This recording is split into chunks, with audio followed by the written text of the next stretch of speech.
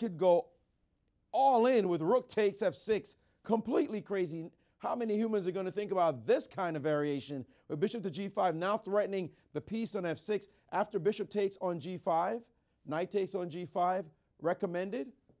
Kill this guy. No, actually, first move the king. Move the king as the main line here. Queen check, queen to f6. And now queen takes c7 check. And I mean, completely insane line. And this actually is some kind of weird drawing line after takes or equals line. Look at that king running down the board, takes, and now knight takes a1. I mean, irrational stuff. All these trades, all these exchanges, impossible to judge finally this kind of position because, I mean, how many times do you see a position like this, Yas? It's just, it's not calculable. It's not, and for you to be black in this position and try to worm your way through all the variations, totally impossible. So instead, Ramirez decided, look, I'm not going for any of that nonsense. After f5, instead, he played the move rook to a6. And on the move, immediately, Houdini says, black, I used to like you. Now, I don't like what you just did. And the position is at best, even at best, after this check. And now, king f7 is what it recommended here. But king e8, it thinks queen e2. And white has full compensation. Black has misplayed this crazy position, is in time pressure, 17 minutes left to 45 minutes, and this has got to be easier for white to play than black. Look at black's pieces. Black can no longer castle, stuck in the middle of the board. We're going back to like the 19th century to play a position like this, and I think that white is going to roll black. My prediction, white looks like he's going to roll black here, even though theoretically it's supposed to be even. So black has totally misplayed it. Gureyev trying to put his foot on his neck and get back in the championship. Guys? Wow, this game has a number of thrilling variations that Maurice has showed us. You know, one of his earlier guests, Adiza, actually, Banyoko, of the Hip Hop Chess Federation, he interviewed me before the show today for the Bishop Chronicles. And I was talking about how commentary in chess is all about showing those crazy variations that never actually show up over the board. Right. And that, you know, that's the beautiful thing about chess. So many of the great ideas and moves are all in the variations, and you never actually see them. Well, I don't know if it's a great thing. It's the sad thing about chess, because you're right. Well, yeah. They're hidden, and we're all agog about, you know, sacrificing the queens. And when the players all see these sacrifices, they avoid them. And so, you know, you got to bring them to they're life. hidden. Yeah, you got to bring them to life. Remember Irina's game. I mean, there were some amazing checkmates in that game. That was earlier in the broadcast. Sure. The one against Bahinskaite, Irina Krush against Bahinskaite. Yeah. Especially. But, well, let's stay on the yeah, Guerrier for let's bring it up here. We see both moment. players. Because I just like to say, oops, I'm sorry. I just like to go through a brief history of this particular opening. It goes back to the 1930s. Alekhine and Dr. Max Erva, Alexander Alekhine from Russia, Max Erva from Holland. And the idea is that black stakes out an early claim to the center with the move d5, d4. And white's idea, what was called hypermodern in those days, was this flank opening with b4. So the idea was to encircle this pawn and to play the move bishop b2. So I was playing Viktor Lvovich, Viktor Korchnoi, the beast. In the 1980s, Viktor Korchnoi and Anatoly Karpov were playing their epic battles for the World Championship. And Viktor Korchnoi had white against me, and I had played the move f7, f6, as did Alejandro in this game. And it looks like a very awkward move to play. After all, the knight on g8 is not a happy camper. And I got a good game with black after d3, e5, a3. In fact, I destroyed Victor. That was one of the best games of my chess career. Oh, so, we're going to have to look that up. So what year did you say it was? Geez, 1982. Whoa. And Phillips and Drew in London. Okay, so 1982, London. You guys at home, look for that game, Yasser Seirawan versus Viktor Korchnoi. Right. We do have some developments in this game, and I don't think they're pretty for Ramirez. In fact, it looks like his king is getting into deeper trouble. He actually let me move ahead. So the idea was that this move c5, opening up this bishop, became really popular. a5, bishop c4. I'll jump fairly quickly to the game. Some better defensive choices were available for Ramirez, and in this position, rook a6, bishop h6, king, and what has And happened? white did play queen to e2. The very simple queen e2, connecting the rooks, developing the queen. And now g5, so that moved that pawn. Can't play en passant, it's moved twice. Okay. But now queen to h5, it leaves check. open the queen h5 check. And now Wow. the king's on the run. After king to d7, we can even hop in with, let's see, can we hop in with queen f7 and leave that knight hanging? The problem is that this rook is nicely set up on the f6 square. Queen f7 would be sweet indeed because the bishop's in an absolute pin, but unfortunately for us, the white side, there is the rook takes f6 defense. Well, we could still look at knight to c5 check and see how that does. Oh, the king is taking a walk, you mean? Well, after pawn takes h4, right? Right, pawn takes h4, So knight c5 check. Stop right here because all kinds of mating nets exist, including this bishop f4 type of business. So maybe rook c1 just setting up Just for a slow burn, setting up for the lovely bishop checkmate. But rook g5, oh, Ramirez is just hanging on by his fingernails here. I wouldn't doubt for a moment that there was a winning continuation. Yeah, Maybe I mean, even just something like rook to e1 threatening rook to e6 looks very juicy. Oh, it sure does. Ooh, just ignoring that rook on a6 because the knight on c5 is extremely powerful, right? You bet. Just a scorching attack here. So after rook e6 check, you have to respond with king d5. King to d5, yeah. So. I was thinking about c7, c6 so that I could maybe try to crawl back, but I'm looking and I'm seeing this awesome move. Rook takes e7, queen takes e7, bishop f8, nabbing the queen. Or knight e4 check's pretty good too. It's all good. It's all good. So things have gone really wrong for Alejandro, not only in this game, but in the tournament as well. That's right. As he is in deep trouble. His king's getting example. flushed. I mean, Maurice was talking about how it's so much easier to play for white, and even with such a great player as Ramirez, you know, you don't need a few moves to show that. It's just like immediately g5, like probably not the right defense, and now it's just getting worse and worse for him.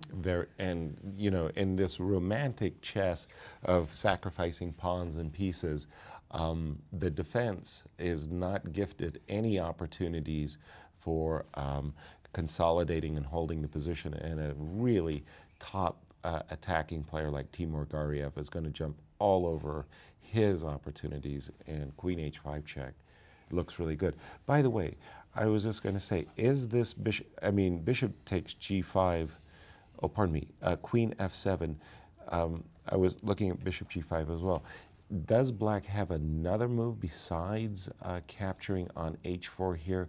It looks like a consolidating move. Like you would love to play something like queen to e8, but I'm really afraid that queen d5 check puts me doesn't solve my problems. Let's say I'm going to have to give up an exchange with rook d6, but maybe I could just cling on for a moment. Takes. Rook over. It looks dreadful. Even this looks dreadful. And there were perhaps some other candidate moves for white as well after queen to e8. But it looks like we got something interesting going on the women's side. Okay.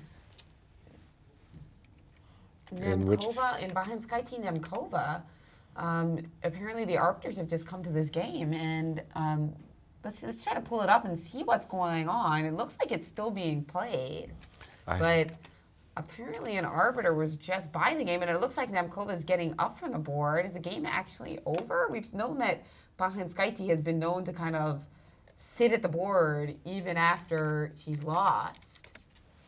Well, I don't know. It looks like a dead even position on the board, but they certainly have not reached close to move 30, and there also hasn't been a repetition, has there? But there is a black king sitting on the e5 square, so it appears to me that this disaster, has struck Camilla once again.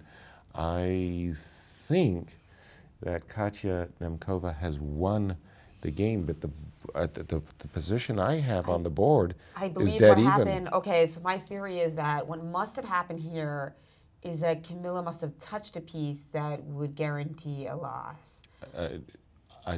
She fell for a touch move rule. I mean, what else could it be? I mean, her knight's getting attacked on f4, By and the she bishop resigned and in the this queen. position. So she must have somehow touched a piece that led to a loss. Maybe she wanted to play the move bishop b3, attacking the pawn on d5, just failing to realize that perhaps her intended move g3 had not been played, and that bishop takes f4 would just cost her a piece. Pretty close. Apparently, she tried to play the move a3. Even worse. Oh my. I mean, so just forgetting a momentary lapse that her knight was under pressure, so that after a3, bishop takes f4, and it's suddenly an entire piece, loss of a piece for white, and that's why Katja has won. It's hard to feel, I mean, it's hard to feel anything but sympathy in this situation for Barrenskite having a very tough tournament, and apparently Suffering somehow getting things mixed up in her head. I believe she probably, you know, usually when this kind of thing happens, it's because she meant to take on e6 first, and then she wanted to play a3, and then she wanted to play a3 to stop knight b4, and she Right. just simply reversed the move, the order of the moves. I mean, for those of you watching at home who blunder, I mean, it makes you feel, wow, these guys are human, or these gals are Absolutely. human. But of course, not a happy time for Camilla. But we do have the victor in this game getting set up for an interview, so maybe she'll give us some more insight into what happened in this very unfortunate turn of events for Camilla, but happy for Nemkova, who has been a little bit on a roll, and now she's increasing her score to 4 points. So back in the plus column. Yep, nice. Wow. And she's ready, I believe, with Maurice Ashley, Katerina Nemkova, on her latest victory, and to give us some insight onto what happened there. Thanks, Jen. Well, Katerina, a very odd way for a chess game to end. I don't think I've ever been a part of a broadcast where a game ended that way. Tell us what happened at this moment. Yes, Camilla took a lot of time here thinking what to play. And I think she wanted to play knight takes e6, pawn takes e6, and a3. But she just thought for so long, and then she mixed up the moves, and she touched the pawn to play a3, and then she realized that she forgot to intermediate move knight takes e6. Did she have the pawn in her hand when it happened? Did she not play a3 and let it go? Or did she realize it was the blunder when she touched it? Well, yeah, she touched it, and she was like halfway between the squares a2, a3, and then she just moved it back and resigned. Of course, if she did play in this position, the move a3, then you just take a knight for absolutely no reason. Have you ever been a part of this game, or when is the last time this has ever happened to you in competition? Well, this is a really tough tournament, we need to realize, because, you know, it's a lot of stress, it's a US championship, so it just happens that, you know, you mix moves. But have you ever seen it? Has this happened to you before? Have you ever been a part of something like this happening in a game? Because I don't recall, well, I do recall it happening to me, but only with a player under heavy time pressure and with me attacking tremendously, and they needed to make a move and then they just grab the wrong thing and suddenly it's losing. But only in that kind of extreme time pressure. It didn't seem like she was under any time pressure at all. This I don't remember, but I, like, two rounds ago, I also blundered. I didn't play 92 winning move, so people just blunder in some games. So, what do you feel like after a win like this? I feel weird because I think there was a lot of play in this game, and this just finished. And Camilla she has a really bad tournament, so I'm a little bit sad for her. Indeed, you can't help but commiserate with that kind of finish. But you're at +1 now. I mean, it's not a bad place to be in the tournament. How are you feeling about your chances in the next 2 games? I think I have very good chances because I had a slow start, but now I speed it up. So I hope to continue that way. Well, congratulations on your win, and you got to take the point. It's not your fault. And best of luck in the rest of your games. Thank you very much. Katerina Nemkova, after winning a bizarre game here at the championships, but at +1, almost inside of the leaders at the moment. And we see there Camilla Barrenskite is just still suffering over her blunder today. Back to you guys. This is the tragic part about chess, is that it can be a very, very cruel game. And I have mixed up my moves on not just one game, but several occasions, playing the winning combination in the wrong order, or forgetting to play the first defensive move and playing the second defensive moves that I had intended. So I know how Camilla is feeling all too well, and my heart goes out to her, because this is just really tragic to lose a game in this fashion. And I mean, Camilla has played 200 plus games in a row. I mean, they did get a rest day. Right. But I think she might, 200 moves? Wow, yeah. She's I mean, just she like, lost the one to Anna, Right. and she saved the one versus Alyssa. Yeah. But they were back to back. Right, rather exhausting games, to be sure. Because normally, I mean, that would never happen to her. And I think Katerina is right that it has a lot to do with the pressure here. Some people rise to the occasion, and Camilla has risen and well. I mean, she had a fantastic result a few years back where she got an IM norm here. Right. And some years, you know, you rise to the occasion and play even better than your normal level because of all the lights and cameras and excitement. And sometimes it's the opposite, and that actually It's puts you off. intimidating, and it's very hard to play on a world stage. You would play better in a closet than with the cameras and, as you say, the lights shining down on you. And sometimes both types of experience can happen to the same person. And that's what's interesting, that it's not like some people choke and some people don't. It's that, you know, the same person can shine because of the stress and choke, and it's not like an inherent part of your personality. And you know, this is just a lesson for those of you at home that you always want to double check and, you know, make sure that before you touch the piece, you know what move you want to make. And obviously, it's a touch move rule in all tournaments. I've got the Arena KRUSH Sabina Feuser game up on my screen. I think Feuser has a comfortable edge. Very, very hard for Arena to win in this game. But in fact, yeah, I think Maurice actually she'll has have that trouble. up on his board, and so he's about to give us his thoughts on it. Indeed, this position we did not anticipate happening at all, and according to the computer, this variation is not something that Arena KRUSH wanted to waltz into. This is a poor variation for her. Let's go back a few moves. In this position, we saw the move F3, which came as a surprise to Irina. She probably was expecting the move bishop to B5, and after some thought, bishop B5 check. After some thought, she decided to take here, and now the recommended move is knight takes on G3, but she instead just retreated her knight, and after knight takes on F5, White had won back her pawn, but under really good circumstances. White's knight is fantastic on this square. White has the better pawn formation. At least on the king side, this e-pawn can go down the board. And look at Black's king. Difficult to find a proper home for this king. In this position, the move Queen D7 was played, and now the move E4 on the board. Maybe not the most accurate move here. It looked as though the better move was just simply to castle and dare Black to figure out exactly what to do. She doesn't necessarily want to castle on this side where there's a straight attack against her king, and castling this side is just impossible because of the pawn on H6 that's hanging. But instead, more forcing play by Feuser, she played the move E4, and after bishop E6, knight to D4, and now the move knight to, well, it looks like she's played castles in this position. Castles has been played. Let me make sure so I'm not telling you the wrong thing, and it looks like castles indeed has been played. And here, computer likes White after the move E5. What to do here?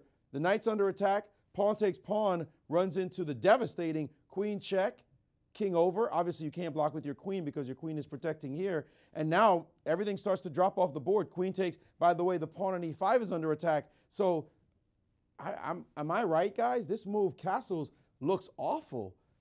Let's make sure that's the position because it looks bad. And it seems as though it has happened. I got to check this line out because E5 looks devastating. This could be big trouble for our tournament leader from a round ago. If she loses now, she could be out of the championship even with a win against her opponent tomorrow. That wouldn't help. And by the way, just to switch to that game, Melihina ZATONSKIH, Melihina has won back her pawn in this position, she is now even in pawns and has no reason to think that she's going to lose this game anymore. Black was up a pawn for a while, but she gave back the pawn, and now Melahina is back thinking, maybe I can draw, maybe I can win, but I don't think she should lose this position at all. So the championship on the ladies' side still up for grabs. You see ZATONSKIH there intently thinking about how to deal with this growing initiative of Melahina's as she wants to keep her lead in the championship. Back to you guys. And Sabina Foyser has played that move e5, and Irina KRUSH quickly responded with rook on a to e8. But again, this is yet another round where she's in time pressure. She has 19 moves to make, and she only has 16 minutes. Her opponent has twice as much time. Now we're about to go to a break, but two quick tidbits. We've got another Bobby Fischer puzzle for you, so work on that. And we've got more homework for you on the break. All right, we've got one of our viewers was kind enough to tweet that Victor Korchnoi Yasser Seirawan game from 1984 it was, and it was a really pretty game. And I've actually retweeted it at US Chess. That's the US Chess Federation's Twitter account, and I believe that the St. Louis Chess Club, the CCSL is the Twitter handle there, will also retweet it. So watch that game, My game's solve gonna the be Fischer blasted. puzzle, and meanwhile get yourself a coffee, and we'll be back in just 5 or 10 minutes for more from this really thrilling round at the US Championship and US Women's.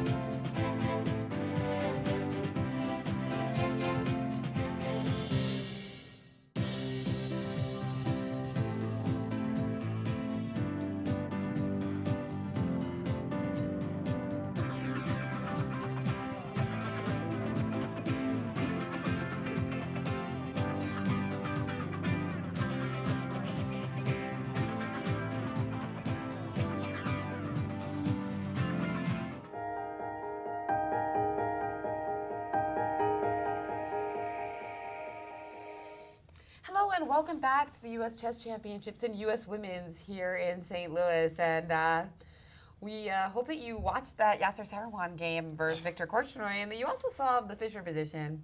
We did have a little mix-up there with the colors. It was black to move, but it was actually Bobby Fischer who was black. You didn't think we were going to show you a Bobby Fischer loss, now did you? No. And we've got Maurice Ashley with the full story on that. Yes, there was a little bit of a mix-up there, but it turns out that Fischer had black in this position and said black to move. I was confused when this position was put in front of me because I couldn't figure out what the heck to do with the white pieces. And so I researched the position, and it turns out that it was actually flipped. And with black to move, Fischer played the bone cruncher. His rook's under attack. Before I tell you the move, his rook is obviously under attack, is black. He'd love to take this knight, but what to do with the rook? Well, Fischer found the simple rook to f5, attacking the queen. I did a DVD, a series of DVDs called What Grandmasters Don't See. And one of the points I made was that often grandmasters miss moves where a piece goes to a square that is guarded by a pawn. You're not supposed to go to those squares. So that happens quite often. I could have included this in my DVD if I had known of its existence. I had never seen this position before. But rook to f5, you cannot capture, of course, because of the pin on the diagonal. You simply can't make that move. The computer won't let you. And then on the next move, the knight is dropping. So this position, Bernstein saw that move and realized he's going down a piece against one of the greatest players ever to play chess. And so he resigned. Great move if you found it, rook to f5. Apologies if you were still looking for white's best move. We could jump back, though, into the competition, the U.S. Championship, and we have a big development, Jen and Yaz, on that game that we have been so keenly following. In this position after g5, the move by Gareev was bishop takes g5, a vicious sacrifice that dare not be accepted in this moment, but what else to do? Ramirez played pawn takes, and this is simply bust city. The move queen h5 check, not as good as f6, but after king to d7, now f6, and this position is looking horrible for black. If black plays the move bishop to d6, check out this fine move. Rook over to c1, stopping the king from running anywhere, and threats of taking on h7 or queen f7. This is looking awful for black right now. It looks as though Ramirez is just going to get cut apart in this position. He's moved his king to d7. The queen is moved. Let's just get to the position on the board.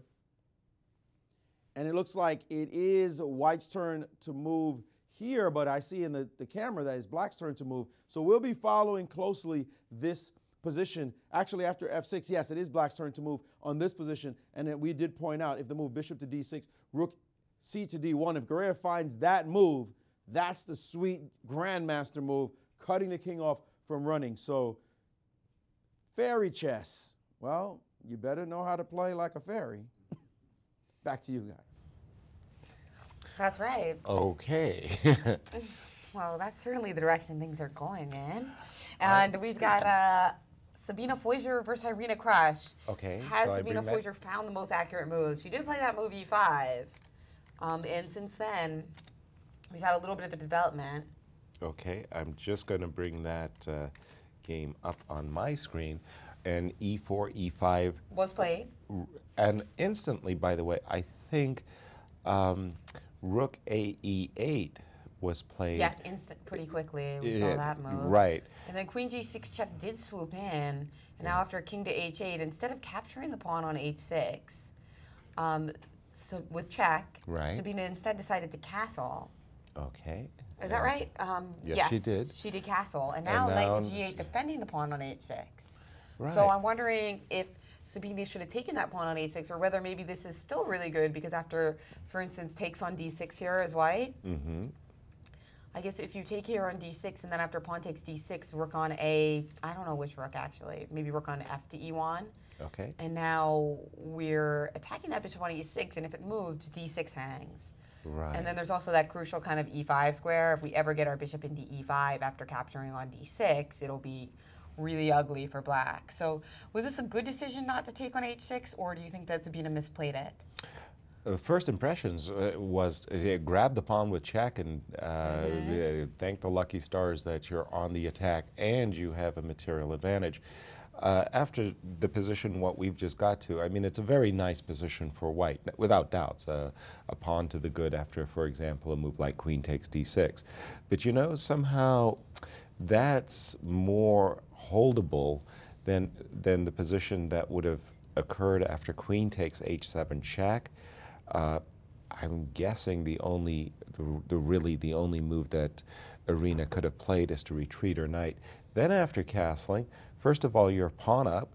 This pawn on g5 is weak, and still you've got all of those attacking possibilities that you just mentioned, including capturing and posting. If you could ever post up with the bishop on e5 with your queen on h6, it's a ready-to-go checkmate that's happening over there. So, yeah, I would say that Sabina. Too much finesse? It was overdid it there by not capturing the pawn. Now, as you point out that knight h7 not totally forced, queen to h7 would also be possible because takes on f6, well, let's check. Is queen to h7 even possible? And after takes on f6, after queen takes h7, is this better or worse? Now we're also losing d6. Is that the problem? I don't know if you're losing I was d6, wondering about discoveries or something. Because can you take on d6 because of the discoveries after queen takes h7, knight takes h7, right? Oh, so again, queen takes h7, knight takes h7. No, this looks a little greedy, personally. Yeah. I mean, there is something to be said for simply castling one side or the other. But if you take on d6, yeah, well, you are allowing, well, bishop check, you're just happy, right? Yeah, you can just play king f2, now we have the two pawns. I mean, you could also take a2, but then a7 is hanging at the end. Right, that would just simply open up the a file advantageously for white's rook. So again, I'm looking at queen takes h6, and whether you play knight h7 or queen h7, black's position, Irina's position would have been busted. That's right, and instead the variation we predicted did show up over the board, e takes d6, c takes d6, and rook on f to e1. So Sabina did decide to go in for this, and now we were predicting... so after, oops, I'm sorry. Well, instead of bishop f7, actually there was a better move. Rook to f6 was played by Irina. So now we don't even, now we don't even have time to take on d6. Right? You're ahead of me. Although... Yes. So instead of, we were just briefly looking at the position after rook f1, and we just instinctively played bishop to f7, but rook f6 has got to be a better move. Oh, without question. And of course, that's what was played. And now Sabina retreated with queen to d3. Okay. Well, what is the threat here for white? Well, just a nice position for white. Lousy, for sure. Lousy king on h8, lousy knight on g8, isolated pawn on d6. But no material advantage to speak of at the moment. Just a very nice position for white, as opposed to having a nice position and an extra pawn for Sabine. So, not power play by Sabine, but still definitely a big advantage for her. Well, there are some tactics here, though. For instance, like it doesn't quite work because I'm just thinking like if knight takes e6, if you take back with the rook on 8. Instead of the 6 rook. It's actually black to move? Yeah, it is black to move. But black's a little bit tied down, actually. Like, she can't really move that many pieces, right? Well, let's move a bishop. Oh, okay. Well, then, yeah. Then it takes away. I'm just thinking, okay, but we'll show the position. I was saying perhaps that after A6. knight, there are some variations where, knight takes e6. If you take back with the 8 rook, we have the move bishop to e5 here. Ah, yes. Similarly, if the knight went to e7, we would have these types of variations. Right. But, of taking course, advantage of the pin on the d file. Yeah. Instead, as you mentioned, you expect bishop to f7 trying to plug. Well, I'm thinking that one of the things when you get into positions like this where you're trying to hold, one of the things you absolutely have to be sure of is a safe king. I'm not saying that bishop g6 helps you get a safe king, but the king on h8 on a dark square versus a dark squared bishop, you're going to have to want to get your king off of the h8 square. So bishop g6, king h7, and just to hope that you can hold on. Although not knight a happy. b5, yeah, I mean, looks it's not pleasant. Oh, it's absolutely pleasant. No. I mean, it's just a question of, can Irina hold the position or not? What could have happened a few moves ago was probably even worse than this. So it's not a happy situation for our defending U.S. champion in this key round. However, what's happening in the big game between our tournament leader in the women's section? Well, we actually have Maurice with some thoughts on that very game. Okay, sorry. Indeed, while Irina KRUSH is feeling the heat with a ridiculously bad position in her game, she's fighting for her life with that horrible king, just having lost all pawn protection and that weak pawn. Anna, the tournament leader, feeling the wind at her back, pushing her forward as she surges right now. We see there Irina KRUSH suffering, trying to figure out moves in that position. But in Anna's game, take a look at this.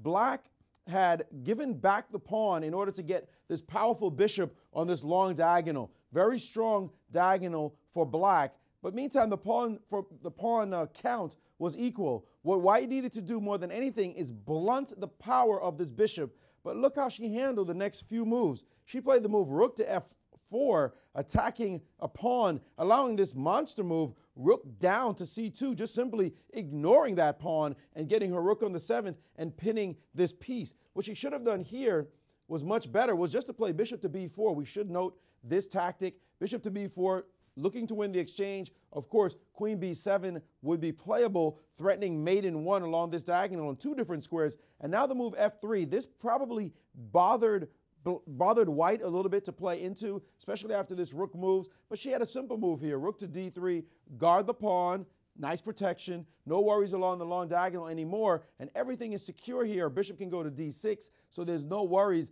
in this position. The computer is giving this as about even, and it's hard to see what Black should be doing here, even though Black seems like they should be for choice, but it's just hard to make any improvements here. Now, instead of that, she did play rook to f4, and after rook to c2, she played queen to e3 and made matters even worse. And now there's choices for Black. You could take, you could put a bishop on e4. Instead, she played the move rook to d8, pressuring this bishop and now testing White. The rook is active, this rook is active, that pawn could drop, queen b7 may still be in the position later, so Black is definitely for choice here, and White has to be extremely careful that she doesn't blunder a mate or something funny in this position. So while Irina's in deep trouble, Anna looks very happy, just on cruise control, having turned this position to her advantage. And we should point out the third of the women who could have won this title, or at least were favorites from before. This came into Abrahamian and Ni, where Black had allowed White to win a pawn very early on, just about 10, 12 moves in. She's been struggling mightily, but Ni's technique has been proving up to the task, and now she's after a second pawn here, attacking the rook is White, and Abrahamian with only 7 minutes to make 11 more moves. Well, she does get the 30-second increment per move, but still feeling the pressure here. So more and more we look at this, it seems as though Anna ZATONSKIH is going to take a commanding lead after this round. Chances are probably up to about 70 to 80% that if she manages, first of all, to win this game and KRUSH loses, the championship might be over, because she'll be a point and a half ahead of her main rival. Even losing tomorrow wouldn't affect her. So a huge situation for ZATONSKIH. She wants to win today and just get a grip on these women's championships. Back to you guys. On the other hand, what we could also see is we could see Irina struggle her way to a draw today. All right. Anna wins, and then Irina has a crack at Anna tomorrow, and that would even the score, and then we would likely see a playoff. Wow. So certainly some possibilities for that. And of course, they also have last round opponents. We shouldn't forget that. Anna playing Nemkova with the white pieces, and KRUSH playing Victoria Ni with the black pieces in round 9. Wow. So that'll be a kind of interesting game. I mean, Nemkova is playing, I hesitate to say she's playing better. She has more points. I feel like Ni's been somewhat impressive, and maybe only having 1.5 kind of belies some of the strength that she's shown. And the opportunity she's had in those games. She could have scored a lot more points than what she has, yes. And yeah, she almost won against Anna ZATONSKIH. For example, yes. And yeah, we've got Maurice with something else for us in Garay of Ramirez. How's that game going? It's all over but the crying. It seems like Ramirez is cold-cut busted. Garay found the move that the computer had suggested right here. We saw him play this move, f6, and after bishop to d6, we said the #1 candidate is rook to c1, and guess what? He found it. Rook A to c1. He's got a full 16 minutes on his clock. Ramirez down to 5 minutes, and now he's threatening this awful queen to f7, leading to just disaster, and now he has moved. So let me just get you up to speed. It's exactly what happened. After rook ac1, the move c5, and now this knight jumping from the side, and knight to f5, bringing all the pieces into the game, threatening this bishop, threatening to take here with check, threatening to take here with check, here with check. So much blood about to be spilled. King to c7 was played, and now he could have taken on d6. Instead, he's opted for queen takes h7 check. Also a very strong move. His next move is just going to be to take this bishop and rip the defenders away from the black king. Look at this pass, f-pawn that's going down the board as well. This position looks busted for Ramirez. More accurate was to take this bishop first, according to the computer, but this way looks scrumptious as well. White in full control of this game, and Garay looking to win so he can come back in these championships. Guys? That's right. Garay would be on a plus score after winning this game. But let's take a look at our big leader in the championship, because we liked his game against Ehrenberg, but the character of the position's changed a lot. So we've got, oh, and you have it up already. So exactly. Firouzja Nakovian versus Ehrenberg. We saw that he had a strong bishop on d3 earlier. And now he's got a rook on c6, nicely looking at this a-pawn, but there's that knight on d3 offering black what looks to be adequate counterplay. Let's just go back a few moves to see how we did get this position. First of all, that bishop f4 variation was played, and VAR just simply played bishop e4 and traded this bishop to be able to infiltrate with his rook on c6. A very key variation, by the way, that deserves mention was this interesting ending. I was looking at it earlier, rook c7, just rook to the 7th, pinning the knight, and so forth. It looked like a very forcing variation, queen sacrifice, and this was a hard position to judge. This knight on e4 is pretty darn good, but this rook is great. And I thought after bishop e3, I still liked VAR's chances in this ending. I preferred white. That he made the judgment that rather than trade queens, he wanted to trade bishops and keep queens on the board. Let me see, takes was made, and rook c6, going after this pawn on a6. Notice you can't play captures immediately because of that discovered check, and you would lose your queen on a6. So rook c6 was played, knight c5 protecting the pawn, queen c4, rook d8, bishop e3, trades, b3, and we've got this position up on the board, and Firouzja to play. Now, is knight takes e5 really a threat? Because I see that there's rook c8 check and queen to e4 check, but then there's knight to g6, so it seems like everything's quite covered at the moment there. Although Firouzja did play the move h3. He did play h3. Let's take a look at what would happen. I mean, of course, another possibility is we can always snag on a6, and you know our pawn on a5 is quite menacing. Well, exactly. That passed a pawn is the the scary pawn in the position. But after knight e5, rook e5, rook a6. Just I'm doing a whole lot of capturing here.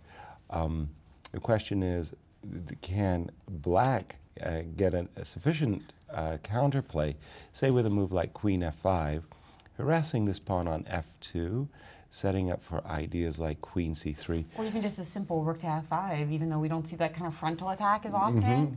That could be quite annoying here as well. And I think Sergei will be fine after all of these series of swaps and trades. So VAR may be mishandling his opportunity in this game a little bit. I was wondering why he didn't play. I know it's weakening, but I was also considering the move h4 just so that, just with the kind of blunt idea that rook c8 check, that knight takes c5 could now be met by rook c8 check and queen e4, but the problem is the rook laterally defends against h5 as well, so that wouldn't quite work anyway.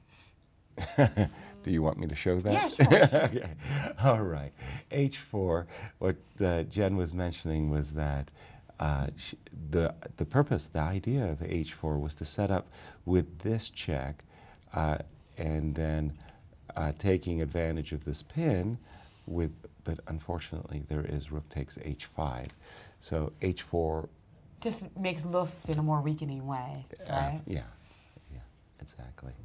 Okay, let's go to our second board. Onishuk Lenderman, right? We haven't seen that in a while. Oh, that's our third board. I was going to just say right.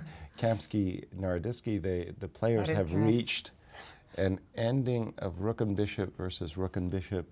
Slight advantage for Gata. Right, that's why I skipped this game. Because I was like, not quite as much action, but black, advantage black. Advantage black, more likely a draw. Let's go to that Onishuk Lenderman game because that was getting wild, and we were saying that Onishuk had to play he's a piece down.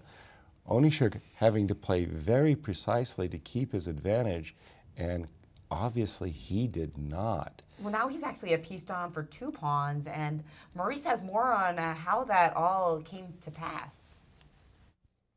Indeed, guys, in this position, we had back here this sacrifice after knight takes d5, bishop takes d5, queen to b3. Black did indeed sacrifice the exchange here, and after knight takes c4, he played inaccurately. He was supposed to play the move b5. Instead, he played rook to c8, and then Onishuk responded with a counter inaccuracy. Right now, he needed to play the move a3 that we had noted in case of the move b5 on the previous line. That way, if after a3, he would prevent b5 from happening in this position. Well, the past pawns that you saw happen with a5 would not have happened. Instead, he played rook ac1 and allowed b5 to happen anyway. And this is the line I was talking about. Now a3, a5 shows up on the board, and suddenly Black's pawns look a lot more menacing here.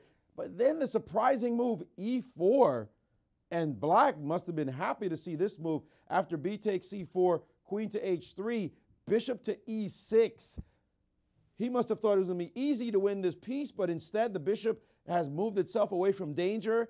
The rook is protected. Look at this moment here. 3 pieces under attack, and all of a sudden only 1 is under attack.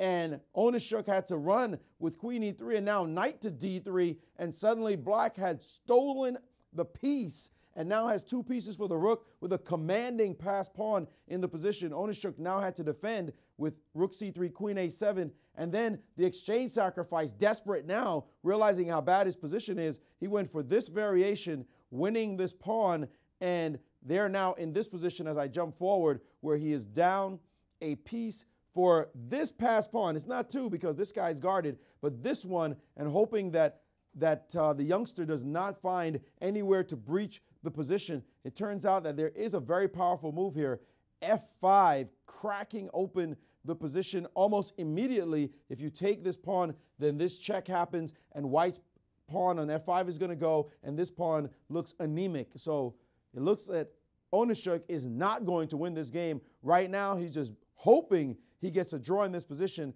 and hoping more so that this move f5 does not land on the board. Guys? Wow, what a terrible oversight from Alex Onishuk. I'm absolutely certain when he made the move queen h3, he just had a blind spot and he didn't see the simple retreating move bishop d5 to e6, which basically turns the tables in this game and gives Lenderman the advantage. A very rare blunder by the ultra-solid Alex Onishuk in this round. Speaking of blunders, we do have a question coming in at our hashtag US Chess Champs. Quick question, is it possible for a game to continue if the opponent permits? What happened to sportsmanship? And then he says, I feel sorry for Camilla. And I think that what he's referring to is if you resign but your opponent wants to continue the game, is that okay? No. If you resign, the game is over. No, exactly.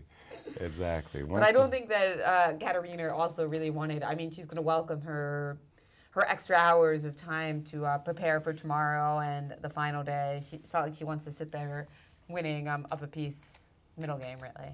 Exactly. She's happy to take the point as well. Well, for sure. Although she said, I feel weird about it, which you know, it's vague, but at the same time, it captures the fact that obviously she's happy to get a point, but also feels, I won't say guilty because it's not her fault that her opponent has a piece, but weird, awkward. Yes, I mean, obviously you want to win a game in a great fashion, play good moves, and outplay your opponent. This was not such a case. This was just a horrific blunder. But it's kind of like if a team scores an own goal against itself, the other team will take the goal, of course. Meanwhile, you've got Alyssa Melakina and ZATONSKIH up, and so a bit of time pressure going on in this game. Just 12 moves left, 7 minutes for Anna, 10 for Alyssa. I was going to say, I thought that Anna ZATONSKIH had made tremendous progress from that moment where she returned her pawn, and after bishop b4, basically Anna's positions is getting better and better. Rook to e8 was played, f2, f3, queen c6. And really, at any time she likes, Anna is going to be able to come over here and snap this pawn on a2. And it's really a case of when you're in these positions of opposite color bishop middle games, it's always a question of king safety, king position. And time again, we see that as making the key difference in these types of middle games. That's and right, Black's and king is just super safe. I mean, and that's why it's so funny that people talk about bishops of opposite color in terms of being drawish. Yeah. Because that's really only true in the endgame, right? Exactly. And in the middle game, it makes for more decisive games. Right, more combative and decisive because it's simply very difficult to defend the key points in the position like f3, g2, and h1. Exactly. Whereas that really flips over in the endgame where the king becomes a piece that is really adequate to defend. Right. Instead of being under threat of checkmate, suddenly the king plays an active role in the defense of the game. So here I see Anna as really basically cruising to a victory. Unless she blunders her position, I would expect her to win that game. Let me go. So weird things are happening in the Foyser KRUSH game. It seems like White. Right. I'm not sure if White has lost a thread here or what's going on because I mean she does have that lovely control of the only open, not the only open file, but the powerful E file. Whereas Irina's rook looks awkward on f6. We did have a rook trade. All right. We'll just go back a few moves to yes. when we had left it. We were basically here. We saw the move queen d3. We hated Irina's position, but at least she wasn't material down. And now I was thinking that maybe White would play knight b5 in some position to highlight the weakness of d6, but instead Sabina chose queen to b5. Similar idea that d-pawn is going to come under fire. Right. And then we see a trade of rooks, and queen c7 was played. And a2, a3, just getting the pawn out from underneath the fire of the bishop. But a3, okay, strange moves. I'm not quite sure I get them. And Irina still in a very passive position. Her king is not a happy camper on the h8 square. And then I also noticed this rook on e1. You know, and the rook on f6 and the knight on g8. The rook on f6 and the knight on g8 are just such ugly pieces. And yet so difficult to get them into the game, right? Exactly. Well, if I were White, I would definitely be aspiring to be able to play the move h2, h4 in this position and really to break up the team of pawns around Black's king, just produce more and more weaknesses. Now, we do have a move from Irina. She has rescued her knight on e7. I think that's one of the reasons she wanted to play queen to c7 so that you would have a square for the horse, as they say. With the horsey. With the horsey. And so now your move h4 does kind of scream itself loud, right? Because, of course, now takes on h4 is just going to be kind of disastrous immediately because if bishop takes h4, I mean, and now you don't even have rook e6 because of the control of the knight on d4. So this would just be kaput. Agreed. And instead, you're really hitting on that pawn on g5. Right. And so if the rook is forced to go to g6, well, that doesn't look too pretty. No, because your rook just stepped in front of your knight to begin with. And again, just a lot of weaknesses in Black's camp, and White's just targeting all of Black's pawns, and basically Arena's doing everything she can to just hold on to material so that she doesn't get a bad position and material behind. So, and what's the times, by the way? The times look really weird. This could definitely be a time pressure game. I mean, Irena's got a little over. Actually, Sabina did just make a move. Instead of h4, she played queen e2. And I'm wondering about that move, what exactly the purpose is, because it seems like Irena wanted to reroute her knight to a better square, perhaps g6. And does that move tactically stop it in any way? What are the tactics behind this move? Because she's trying to play knight to b5 and attack the d6 pawn, but it's still adequately defended. So obviously queen takes e7 is a threat, but knight b5 also in the air. Let's take a look and see what happens if knight g6. I don't understand the move queen e2. So knight g6, I think maybe she sees something after knight b5? Well, that would just allow check, right? If nothing else. There's a check in the position. True. I can play bishop f2, try to route the bishop to d4, but that's a very strange... Although queen c5, bishop f2, and then how are you holding on to both your pawns? There is a7 that could be hanging as well. So queen e2, knight g... you're saying you think she will play knight g6? Well, yeah, let's just... It seems like a natural move, Well, doesn't it? Or knight... Oh, you were thinking knight f5 looks even better. Okay. Well, what I was trying to do was trade, right? Trade knights. A Sure. moment ago there was this terrible knight on g8. Now if I have the opportunity to trade this very dominating knight for a very passive knight, I'm going to go for it. Unless there's some tactical idea like knight takes f5 and queen d3, but or knight queen e4 here, but it doesn't seem like it leads to anything, does it? Well, yeah, it very well may if you could win a pawn. Or I do rook have rook d5 d5 is in the position. And probably you're just...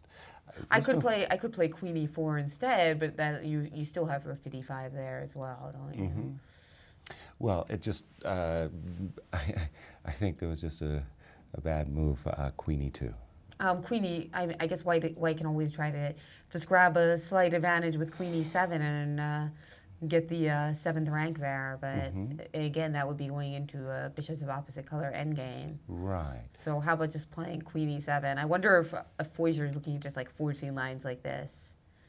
Well, the nice part is White has almost no losing chances in a bishop of opposite color ending.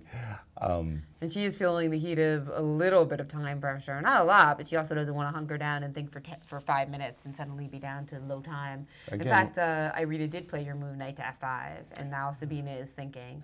And again, are these times accurate that I No, the times are 4 minutes for Irina and 8 minutes for Sabina Foyser. Gotcha.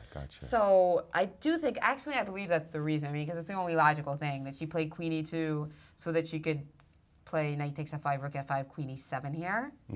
Unless because knight b5 no longer has any sting at all, does it? Because you can interpolate knight takes g3. After knight takes f5?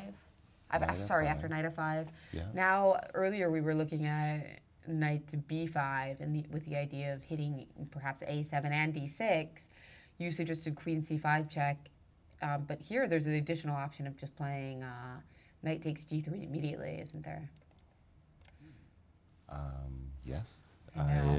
Returning the attack against the white queen. Right, so that intermezzo seems like now instead of knight b5, you'd probably try that queen e7 move, but is that enough for victory? It wouldn't be the way I would play it for victory, no. I mean, trading and keeping an advantage, definitely, there's no question that white is better in this ending. But she had such an overwhelming advantage with an active queen, an active knight, an active rook, an active bishop. Black's pieces were all very passive, and she traded off the pieces to get a better ending.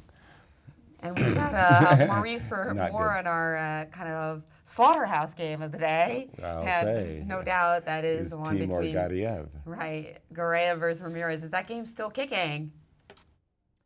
like a mule right now. Definitely, this game is super exciting. In this position, we saw here, let me just get you up to speed. After king c7, queen takes check, bishop to d7, knight takes on d6, rook takes on d6. Guerrero played a small inaccuracy here. He should have captured immediately on d6. This would have led to a line after knight takes on d6 with king takes, and now he would have been able to play this move, f7, obviously looking to try to make something happen with this pawn. And after this move, now queen check, and now the king would have had to go back in the hole. He would have ripped this pawn off with check, and after this move, rip yet another pawn off, and he's just winning, cruise control winning. This pawn is so strong. Rook g8 will come in time. Right now, the threat is actually to take the rook and play rook g8, so this would be a very serious advantage for white.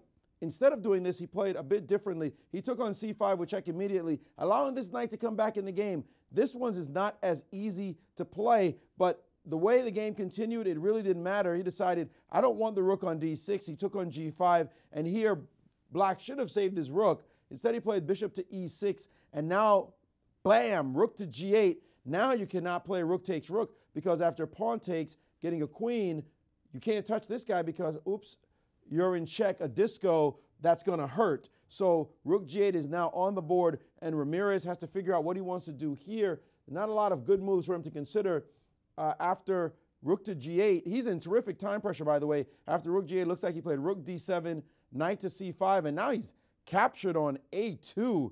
Wow, what a move. Well, this looks like it should be over. Aren't trades just devastating here, capturing everything, and some kind of queen move? Wow, the computer is giving g4.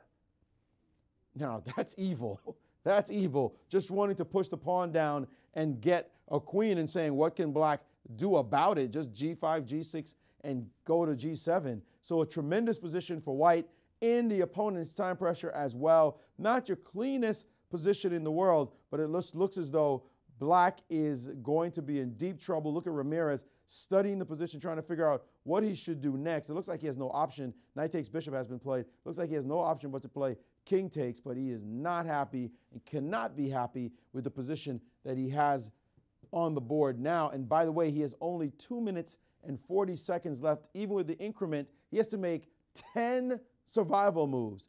10 moves in the next, what will be 7 minutes. And the worst part is it looks like he's just busted. Guys? I don't see much survival chances for Ramirez in that game. Turning to our leader in the U.S. Championship, it looks like VAR has blown his advantage, and it looks very drawn to me. So I'm expecting a draw in this game. We had seen this whole line, this whole variation, by the way. Instead of queen c5, queen c7 was played, queen b6. I didn't really suggest this move because I thought that just after trades, and the rook gets behind the passed pawn, 4 versus 3 on the queen side, this is a very easy draw for Ehrenberg, no problems there. Now, over in the Women's Championship, we've got some news, a couple of big things. First of all, I think Nia Abrahamian is getting... it looks like after this move queen to a7 check that Tata's making life a little bit difficult for Nia. Earlier you thought she was just a clear pawn down with not much compensation. And now, maybe losing a second, so she has made She's really made things complicated, trying to open up that king side. So we had a position like this. Victoria just winning a second pawn, queen takes a5, queen e4, queen b5, h4, queen c4. Strange move. Mostly when your opponent's trying to open up your king, you should try to stop her. g3, g4 is screaming to be played there. Queen c4, queen went back. Instead of, b4, and now white's king is a little bit exposed after this pawn trade. Her team of pawns is broken up a bit, allowing some compensation. Right, bishop to g5, getting the bishop into the game. Ideas of check, making white's king a little bit uncomfortable. Bishop came to d2, attacking the rook over to d3. But let us not forget, white is still 2 pawns to the good. This should be winning. Queen a7 check, and Victoria to play here.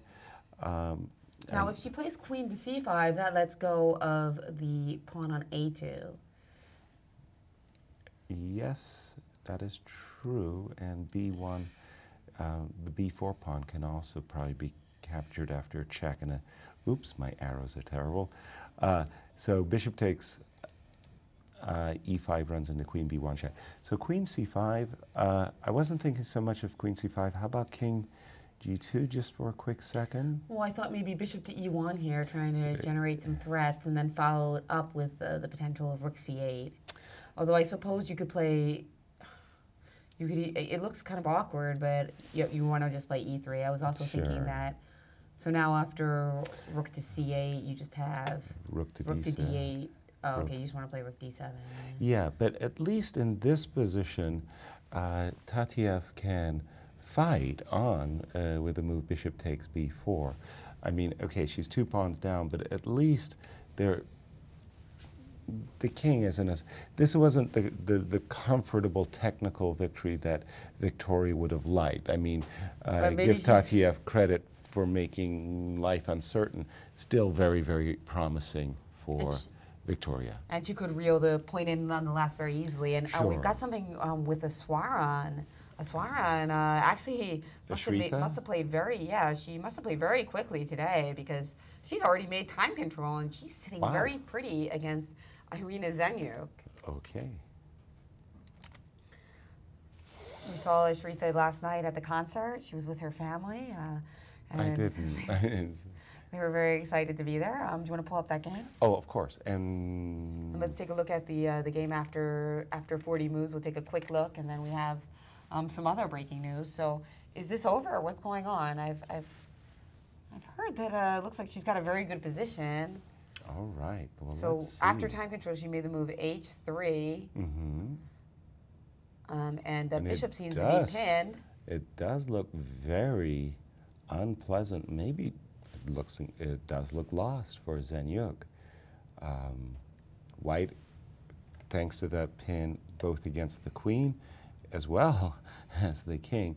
h2, h3 attacking the bishop. Any moves like f3, knight takes f3, bishop takes f3, knight takes f3 just goes straight down into a losing rook and knight versus rook and knight ending thanks to this fantastic protected pass pawn on d5. This should be enough for Shahade, our 13-year-old phenom, to win. Not to mention the fact that there was there's yet also another game. There's also it just looks like the black bishop is pinned, so the queen is hanging, and a lot of variations if after h3 the bishop can't move, and it looks like Shahade is likely to win this game. Well, oh, definitely. Although I kind of wonder with Zenyuk in her time, she actually has over 20 minutes in this position, so it wasn't like this was a time pressure blunder, but rather a game that we'll perhaps hear more about when Shahade reels it in and comes down to talk to us about it. Meanwhile, we've got Maurice Ashley with the barn burner of the day, RAMIREZ. We keep waiting to see how that game finishes.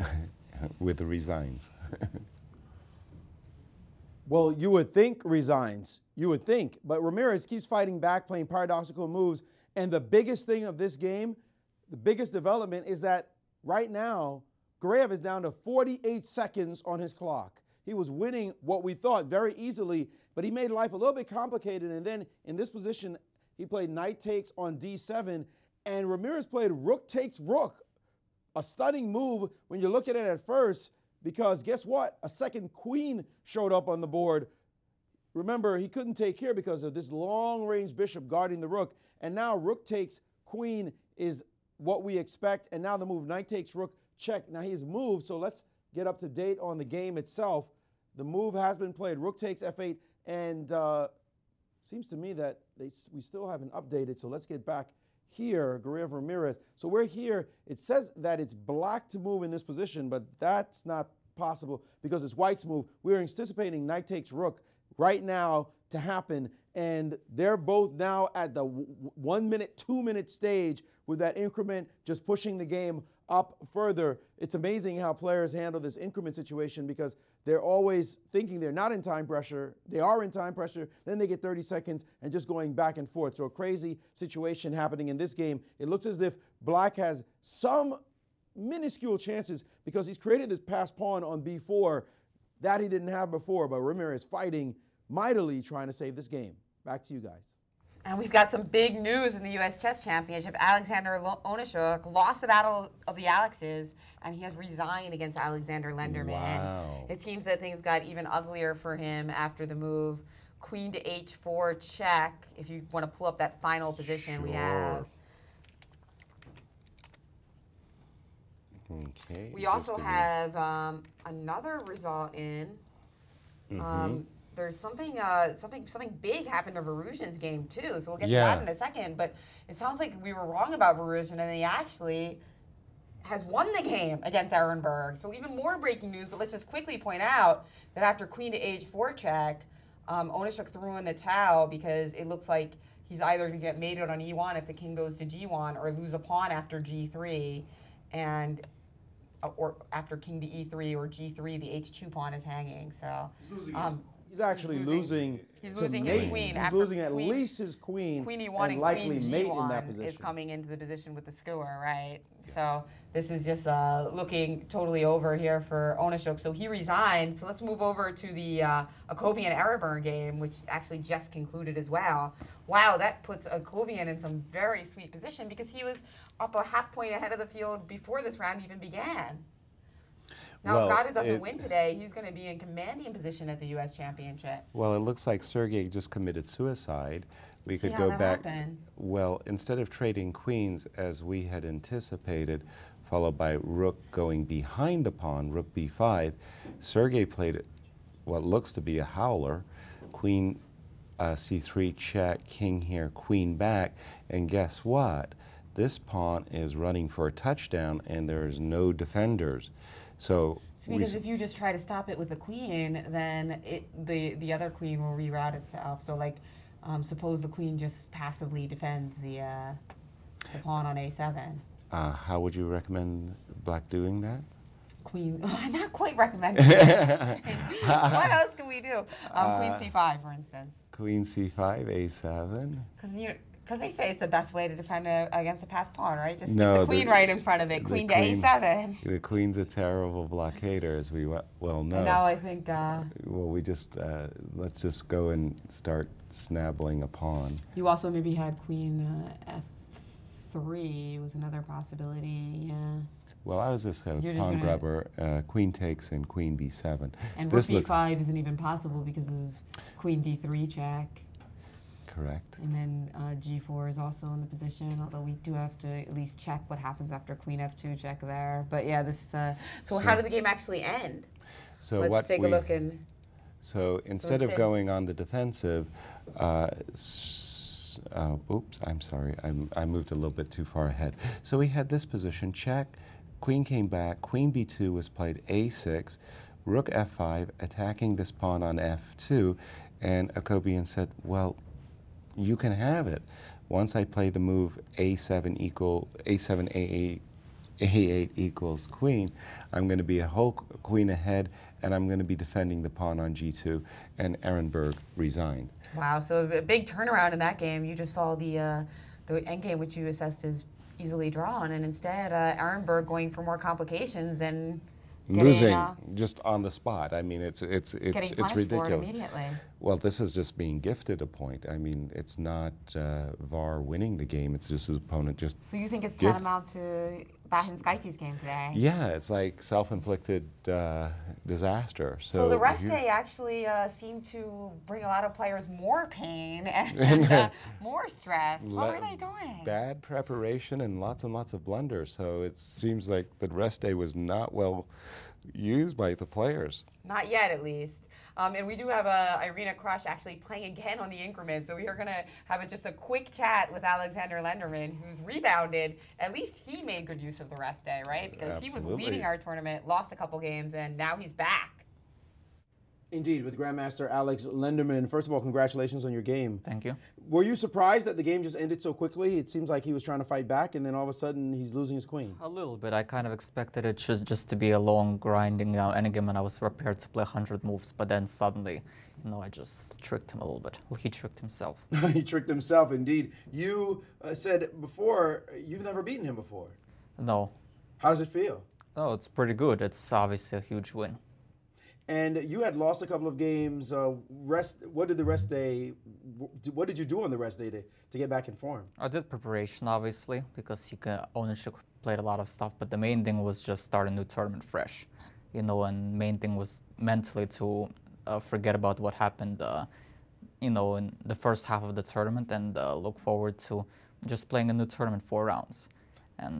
So what are you looking forward to now? You have tough games ahead. What do you feel are your chances in the championship? I mean, I think I have reasonable chances. I just have to play my best and, play one game at a time, one move at a time, and have a good approach for every game, which I failed to do in the games I lost. So just keep having a good approach, and that'll be fine.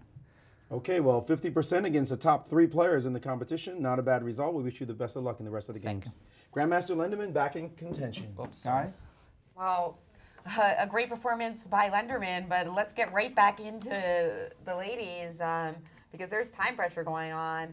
It looks like ZATONSKIH's just up a bevy of pawns, both players with less than a minute on their clock, though. And meanwhile, you just pulled up KRUSH, where it didn't even seem like KRUSH went in for that slightly better endgame. And now does she have any advantage at all? She has a long-term advantage in just the pawn structure and the safer king, but it's like she doesn't know how to increase her advantage and what to play. So she's kind of been making iffy moves. Let's go to... And we've got only one move till time control is made, actually. Irina, again, you were saying she can't get down to 1 second. She took your advice, but she got down to 2 seconds before making her 39th move. So now Sabina Foyser, but she didn't. What a move it was! She played G4 in that position. Guys, it seems as though that move is a blunder. If Foyser finds the next move, Irina will drop material by force. The move Queen to D2 is playable right now, and Houdini is going crazy, saying that this position is suddenly busted. The rook needed to be secure on the square. Take a look. If it moves now, then simply Queen takes H6 and dark square disaster. She's about to lose to mate. She'll have to throw her rook in the way, and then the move Queen E5, and suddenly she's completely frozen in the position, in deep trouble, and this is just completely winning. Will Foyser find the move? We'll have to see in a second. She did play Queen to E3 instead of Queen to D2. And now Irina quickly responded with her 40th move. They made time control. Irina played Queen to G5. And that's a totally different position, guys. Now it turns out that Irina is totally fine. Not totally. She's worse on the dark squares, with smidgen worse, but she's fine as compared to the other line. Queen D2 was just winning. So Foyser missed it. But because the big difference is that Queen G5 then would have allowed bishop to E3 with the skewer. Now the queen on E3 is in the way of the bishop. Indeed, we should show that line on the board. Here, the big difference, the winning move would have been Queen to D2. Queen to D2. Let me get the analysis engine going. Queen to D2. And if she had played that, as you pointed out correctly, Jen, this move no longer works because of this bishop to E3 with this attack. So Foyser, in time pressure herself, blew it. She was going to kick herself. First of all, she had a huge edge coming out the opening. Then she just had a winning position. But the 5-time champion fought back, but right at that time pressure moment, she blundered, and Foyser, also in time pressure, played quickly and missed the winning shot. And now they've made time control, and Irina KRUSH has to be thanking her lucky stars. She probably doesn't even know that she was lost again after she played G4. She's just playing chess right now, in the flow, and even fresh enough to get up from the board. Wow. Well, now they've made 40 moves, so the players taking a little time to relax. What about Alyssa Milikina and Anna ZATONSKIH? They've also made time control, and what's going on here? It looks like Anna just has 3 extra pawns. Bishops of opposite color aren't that drawish. No, 3 extra pawns are 3 extra pawns. Anna's cruising. This game is over, and the game. We had big dinner 2 nights ago, and at this large dinner, Irina was there, and I told her if I was her second, I would beat her up for letting her time tick down to 1 second, because you'd make your coach have a heart attack. In those situations where you're down to the last 2 seconds, that's really inexcusable. In the field, Anna Zatonsky, Irina KRUSH are the obvious professionals, and it's exceptionally unprofessional of Irina to allow herself 1 second to make a move. Well, she made 2 seconds this time, so. Yeah, well, that was why I was criticizing her 2 nights ago. And Elisa Malakina looks like she's shaking her head, but it doesn't seem like she's actually resigned. She was shaking her head. She wasn't happy. Maybe she's considering resigning. She played rook to e. Oh, you haven't brought up the position that we have on the board now. Okay. We've actually traded the queens off. But while you do that, what do we got in the? So yeah, this is the position, as you can see. Right. I think that she's trying to regain 1 pawn. Do you think she's going to get that in? Likely not. After Because some move like king g6. Oops, where's my... There's also f3 that's hanging in the position, so After- Anna's still going to be up the full three pawns. I mean, And maybe even nabbing a 4th with rook check and rook takes h2. So this position's hopeless. this is over, and Anna Zatonsky is going to go home after this victory and study for another black against Irina. Not the funnest pairing, but Irina not in the best form either. Right, to And decide the championship. And we've got Maurice with the latest on RAMIREZ, the game that will never quite end. Well, we were enjoying this position so much, but in time pressure, Gureyev seems to have blown it. Ramirez somehow miraculously coming back in this game. Let's take a look at it. After rook takes f8, knight takes f8, check, queen to e7, offering a trade of queens. In this position, the computer wants to take queens and trade down and let these 2 pawns, pass pawns, be the stars. But Gureyev, probably sensing that he had this big attack against the king, why do that? Instead, he played this move, queen g6, and immediately the computer says, this ending is not winning anymore. This is not it. This is not what you should have played. Now, the move bishop to d5, the move king b6 is what the computer wants to play.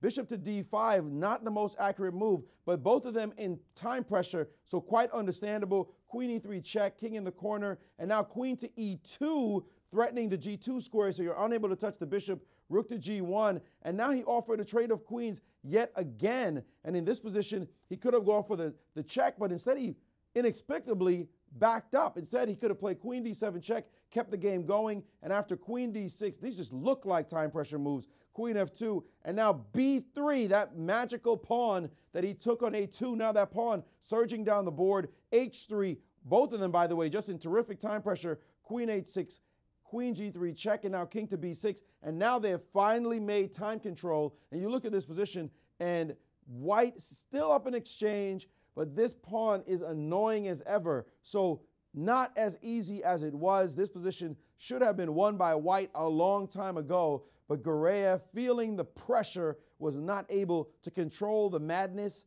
and it looks like they're back in a huge fight. Gureyev cannot be happy and will not be happy if he doesn't win this game, considering how crushing his position was. Guys?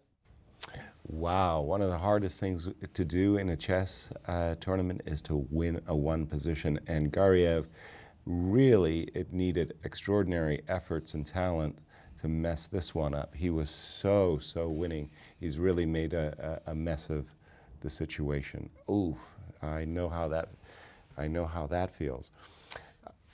Now that the dust is cleared in KRUSH, what do you make of the position? Maurice mentioned that he still thinks that Foyser is a little better, though of course, might, if she notices now that finesse, that difference between queen d2 and queen e3, she might be kind of psychologically distraught. But more likely, she's, because that was such a time pressure thing, like she's probably now just adjusting to this exact position rather than looking behind.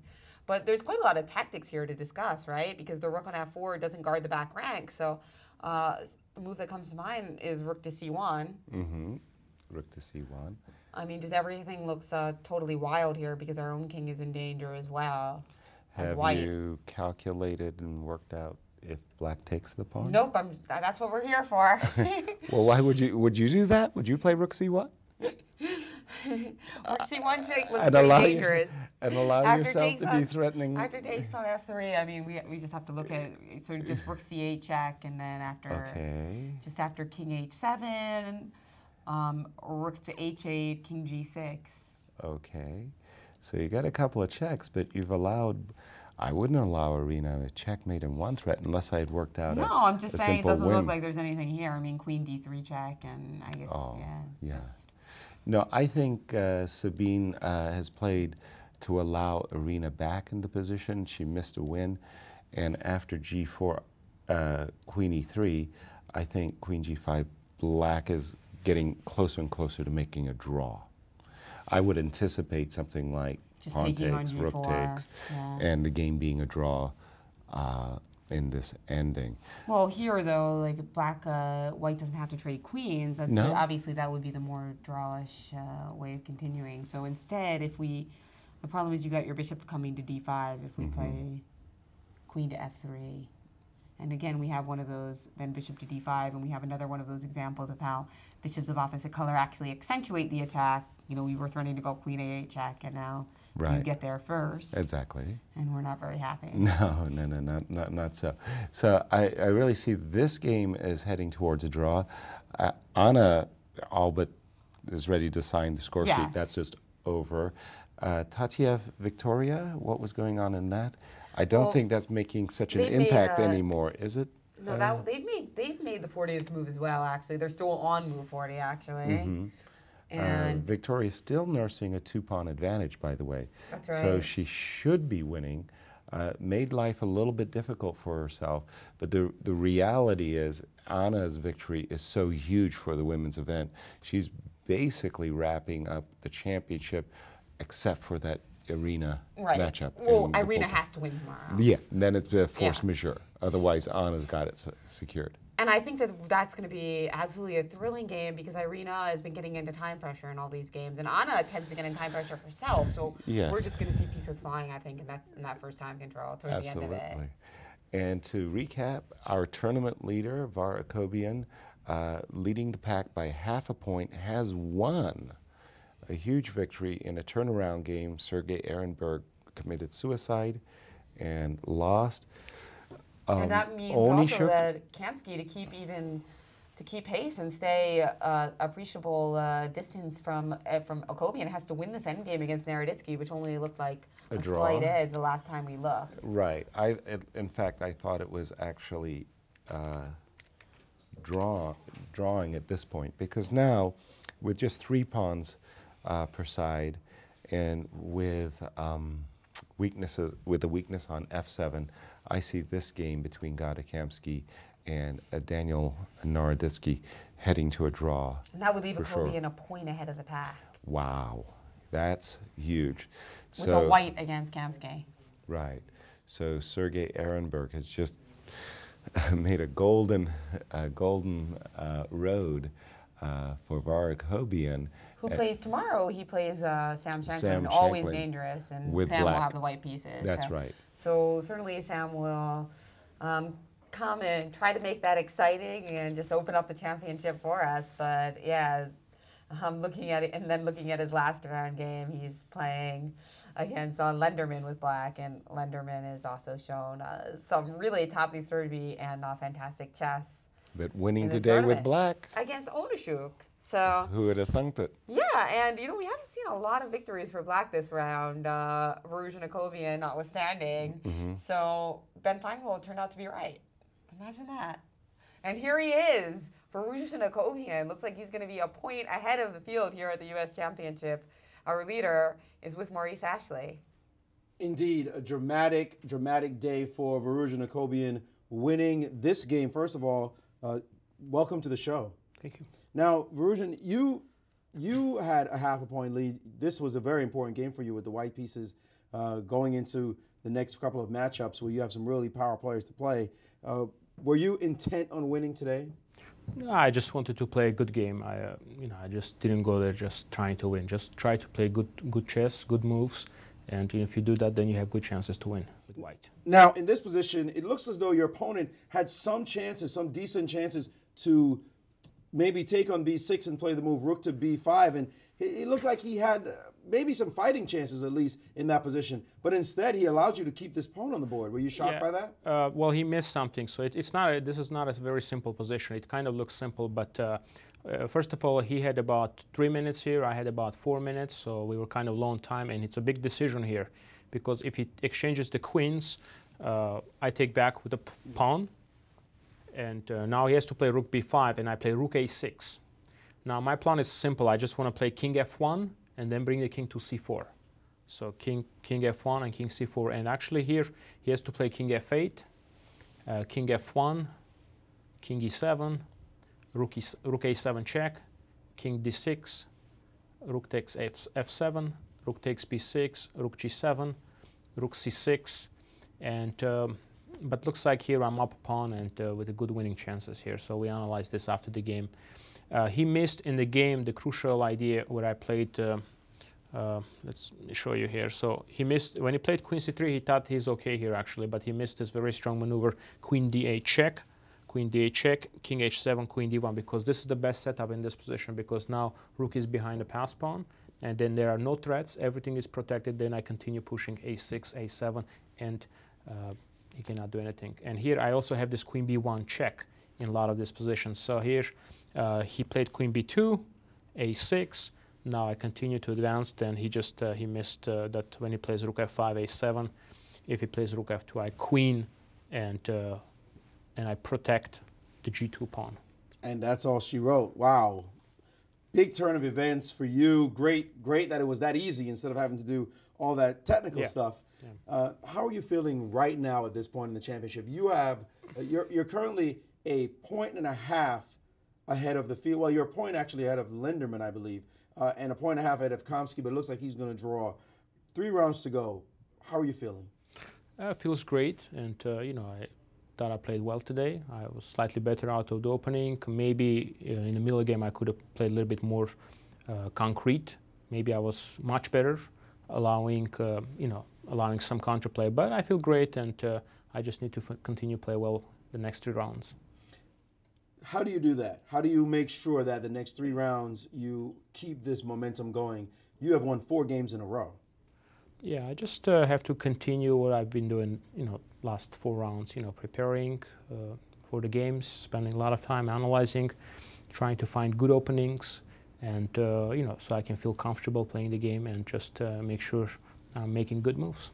Now, you seem super cool right now. I mean, you haven't lost any games. You've won all these games. Is it that easy to stay cool in a tension-filled tournament like this? No, it's not easy, but you have to try.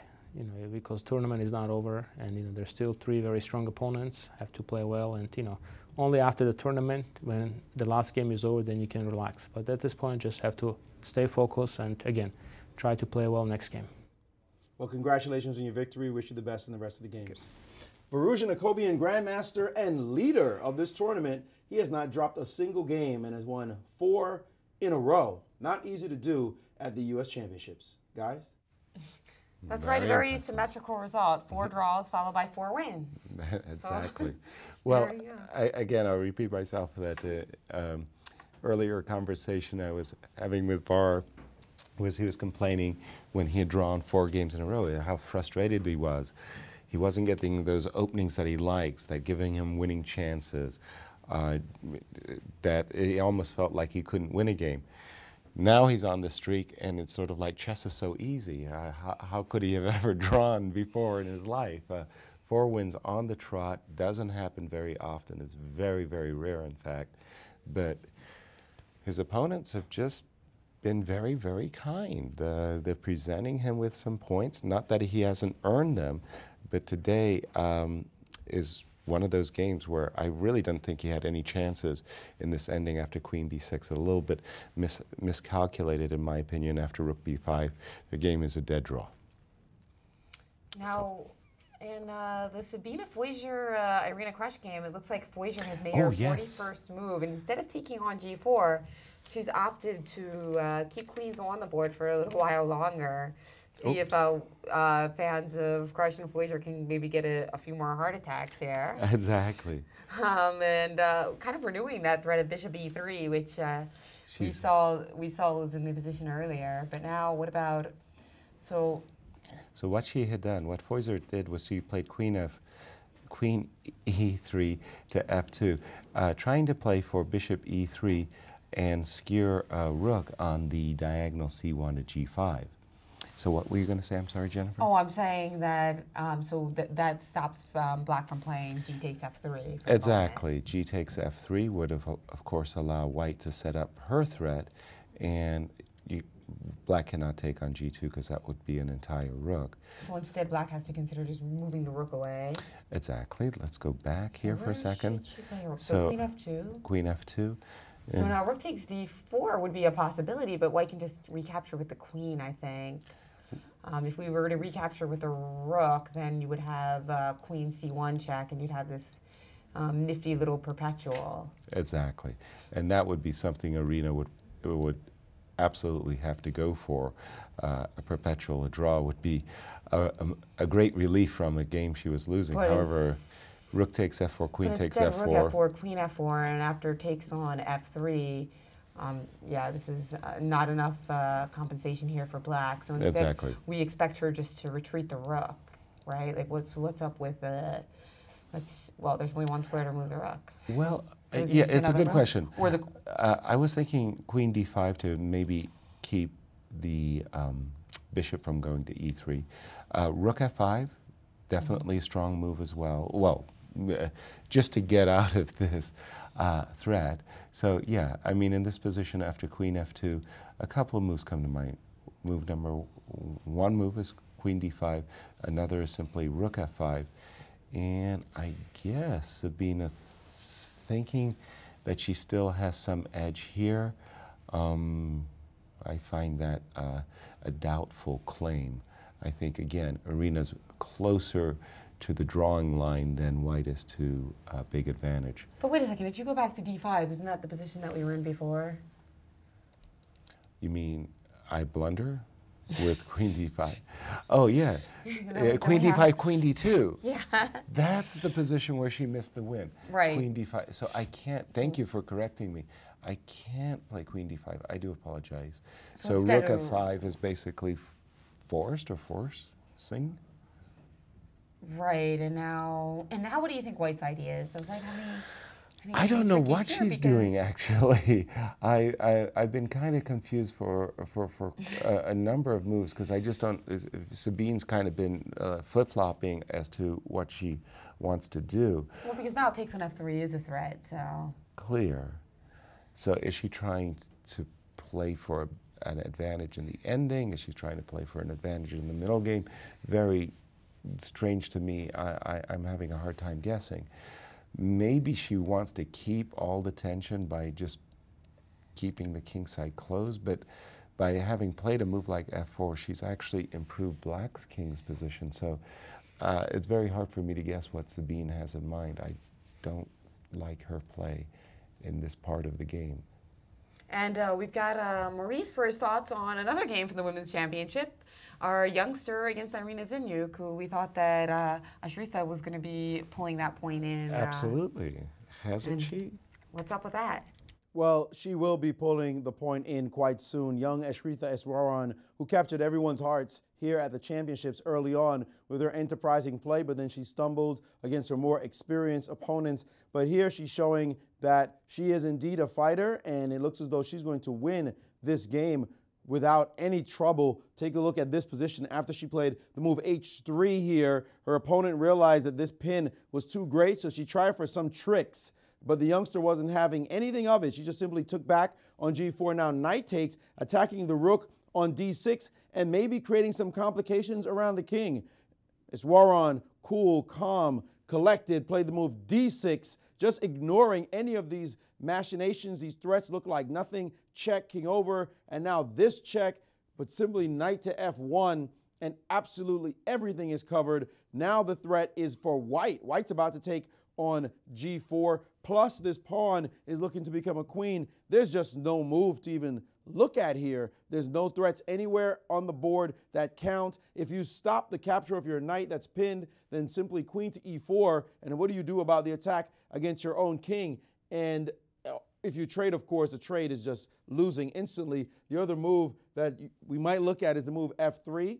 This is a nice move, trying to get at least one little threat in, but simply knight takes, getting rid of one of the important attacking pieces, and a disco on the queen. That's going to be it. Any capture here means nothing. Just save the knight first before ripping this knight off, and that's going to be all she wrote. This pawn is way too strong. So young Shahade Seirawan, we predict in just a few moves, will win this game and do better than KRUSH did at 2.5. I remember she said in her first championship, the youngster here acquitting herself quite well will have 3.5 points.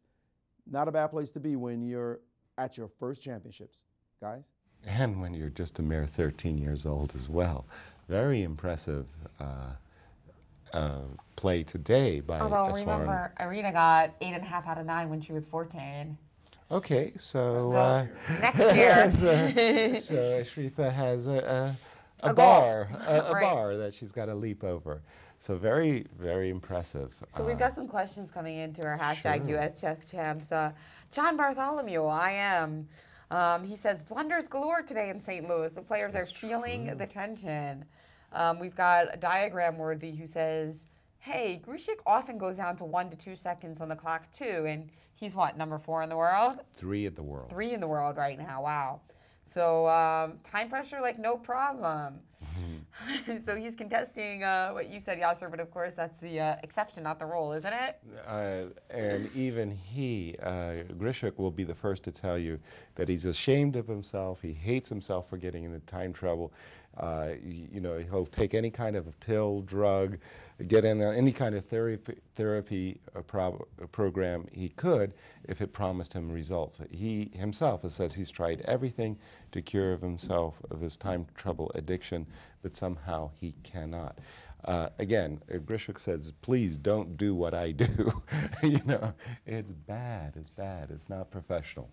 And now in Foyser KRUSH, rook to f5 was played, so Irina did not transpose into the variation that would have happened lost in time pressure, but it's kind of, and then Sabina played your move, bishop to e3. And after queen to g6, you wanted to take a look at Naroditsky-Kamsky and see if anything's going on in this game. Right, I was just going to say, no, nothing really is going on in this game. 3 versus 3, rook and bishop versus rook and bishop, very, very balanced position. Looks like Naroditsky is preparing further liquidation with the move b4, b5, trading another pair of pawns. And when that happens, I'm sure Gada's going to say, enough's enough, let's agree to a draw. So we can skip past this game and say that Gada Kamsky will not keep pace with our tournament leader, Varuzhin Akobian, in this round.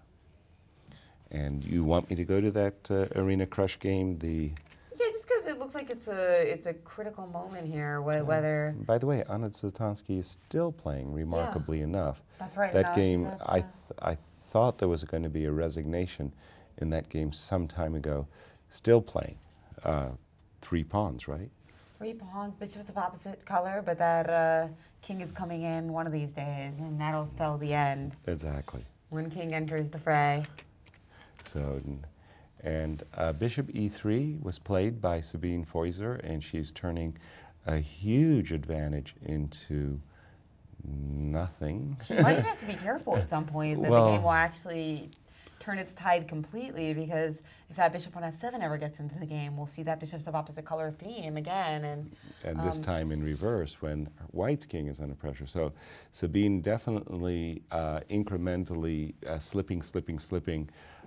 If I were in her shoes, I just would have been, okay, I misplayed it, let's just make a draw. Type of thing. Well, she still probably has chances to do stuff like that. Like, for instance, to move queen g3 here, and then after takes and f3, you know, massive trades and... Yeah, make a draw like this. This is like a perfect example of, you know, okay, let's stop. A mission of defeat. Yeah, stop the action and no more fun.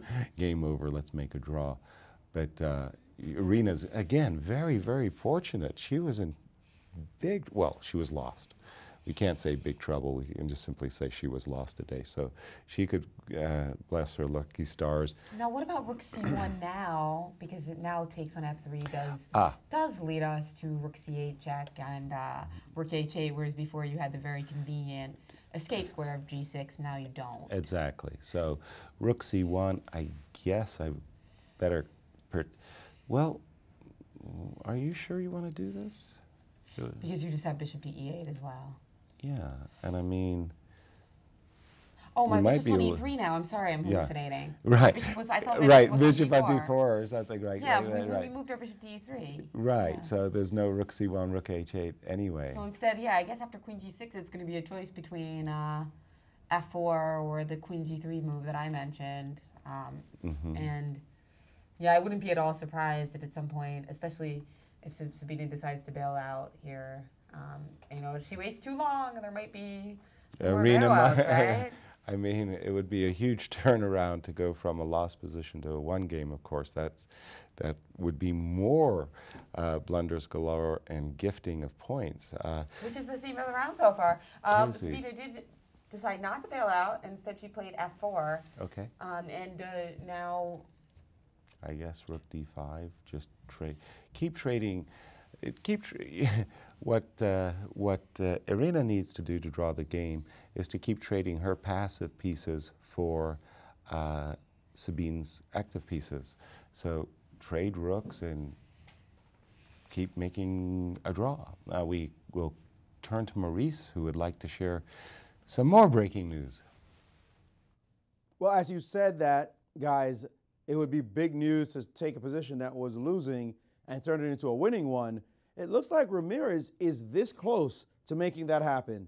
I mean, we were just lauding White's play earlier when Gureyev was playing this fantasy type of fairy chess, but he has completely lost control of this game, and now the computer is saying that it's black for choice here. That passed B pawn, remember that king being chased around the board, looking like it would be checkmated? Now it looks like it's helping its pawn to become a queen, and this pawn is weak. Suddenly, black is the one in the driver's seat here. Gureyev probably just cannot even believe what has happened. The recommendation here is a trade of queens because this piece is under attack, is the knight. If you try to avoid trading queens, let's say a move like queen to C7, well, suddenly the move knight back, look at this unusual one, to A6, and what do? Your position is in trouble. You have to try to protect this guy, maybe play this move, but then you have to face a blistering attack coming the other way. Well, the problem actually is that this pin is in the position and you're losing material. How did this happen to White? White is in serious trouble here, and after queen e5, queen e6, the other option, which is, well, I'll be up in exchange at least if I play queen takes queen. Problem is that doesn't really help here because of that passed B pawn. Black would be happy to even trade knights here. Like, let's get rid of the pieces because this king is going to march here. This pawn is threatening to go down and then have the bishop join it. White's pawns are going nowhere, at least not fast enough. So Gureyev has absolutely destroyed his position, and it is now cool and calm Ramirez who is feeling comfortable here, knowing that he has somehow miraculously saved this game, and Gureyev just looking there thinking, what the heck did I do? Guys?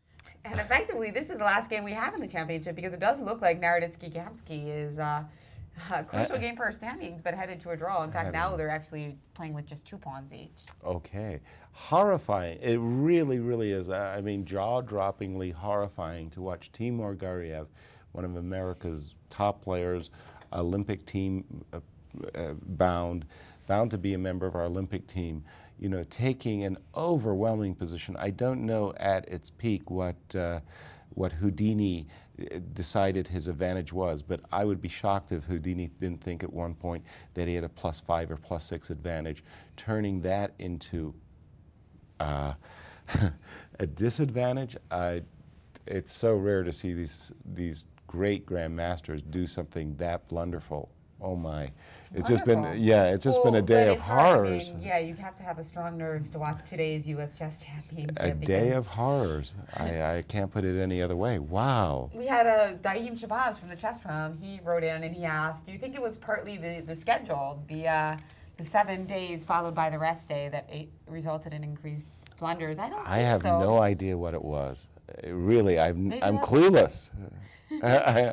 Just absolutely clueless. What happened? I thought the rest day, the players would come with great preparation. Well, we saw this horrible preparation by Zenyuk, you know, going into a Grunfeld defense, 2 tempi behind. You mean worse. Abrahamian? Yeah.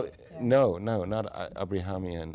Victoria Knee's game. Sorry. Right, where Tatev is black. Tatev, Yeah. sorry, not Zenyuk. Tatev, I apologize. Just walked into a horrible position. Now she's struggling 2 pawns down. Not a pleasant prospect. Gariev just throwing away his position. And now let's take a look at Melekina Zatonsky. Sure. Zatonsky's up 3 pawns. But what's the clearest path to victory here in this opposite colored bishop's endgame? Okay, let me just bring that game up on my screen. Yeah, mostly Got we it. have the games from the women's championship left, and then like Gray of Ramirez, and other than that, it looks like we've got most of our result in. So Okay. bishop to e6 was just played. Right, And so what's your plan to win most quickly here for black? my plan would be to play f4. Okay, so let's just make a move for for white. Bishop d8. Oh, that's a bad move because of a3.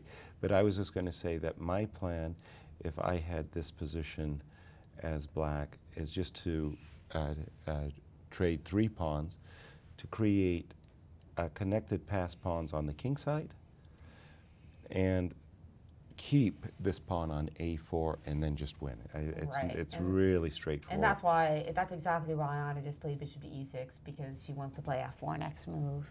Yes, certainly.